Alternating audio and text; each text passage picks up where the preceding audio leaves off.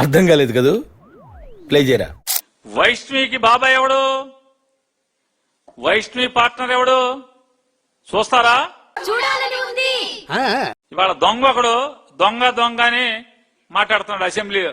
వైష్ణవికి డైరీకి సంబంధించిన హవాలా డబ్బులు 12.5 కోట్లు విజయవాడ వచ్చినాయి అధ్యక్ష. మొత్తం వైష్ణవి డైరీ ఫోటోలన్నీ వేయండి ఒకసారి, అది చూడండి ఒకసారి. వైష్ణవి డైరీలో సరుకు ఎక్కిస్తుంది లోపలికి, వైష్ణవి డైరీ నుంచి సరుకు ఎక్కించుకుంటున్నారు. ఎవరిదది? ఎవడా బాబాయ్ గాడు?